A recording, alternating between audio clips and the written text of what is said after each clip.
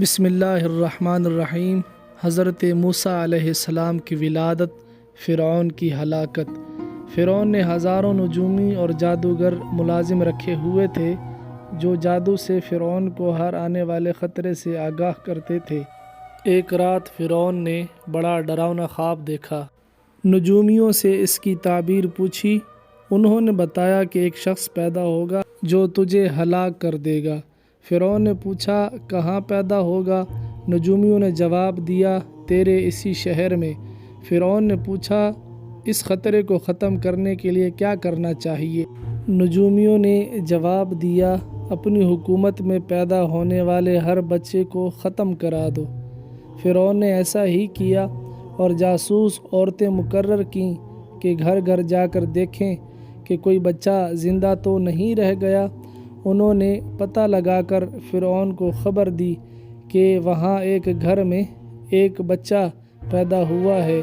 اس نے فوراً سپاہی بھیجے کہ اس گھر کی تلاشی لو اور لڑکے کو میرے سامنے لا کر قتل کر دو۔ حضرت موسیٰ علیہ السلام کی ماں نے بچے کی جان بچانے کے لیے اسے ایک صندوق میں بند کر کے دریائے نیل میں ڈال دیا۔ صندوق بہتے بہتے فرعون کے محل کے قریب کنارے جا لگا، جہاں فرعون کی بیوی اس وقت اپنی کنیزوں کے ساتھ دریا کی سیر کر رہی تھی۔ اس نے کنیزوں کو حکم دیا کہ صندوق کو دریا سے نکال لائیں۔ کھول کر دیکھا تو اس میں بچہ پایا۔ فرعون کی بیوی بے اولاد تھی، بچے کو اپنا بیٹا بنا لیا اور حضرت موسیٰ علیہ السلام کی والدہ کو بلا کر اسے دودھ پلانے والی دائیہ مقرر کیا۔ فرعون نے اپنے قاتل کو خود ہی اپنے گھر میں پالا۔ جوان ہوئے تو خدا کی طرف سے حکم ملا کہ فرعون کو سمجھائیں خدائی کا دعویٰ نہ کرے۔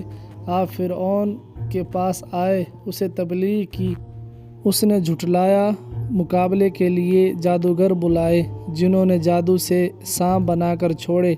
حضرت موسیٰ علیہ السلام نے اپنا عصا پھینکا جو اژدہا بن کر مصنوعی سانپوں کو چٹ کر گیا، مگر فرعون پر اس معجزے کا کچھ اثر نہ ہوا، خدائی کے دعوے سے باز نہ آیا۔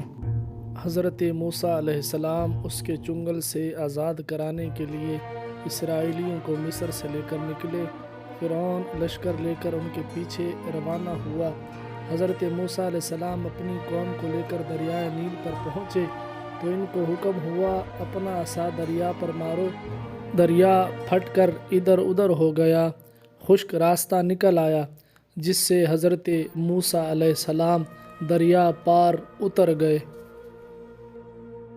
فرعون نے بھی اپنے لشکر کو اسی راستے پر ڈال دیا تو دریا پھر آ ملا اور فرعون اپنے ساتھیوں سمیت غرق ہو گیا۔ فرعون اور فرعونی سب غرق ہو گئے۔ دریائے نیل کا بفرا ہوا پانی اسرائیلیوں کے لیے نعمت اور فرعونیوں کے لیے قہر بن گیا۔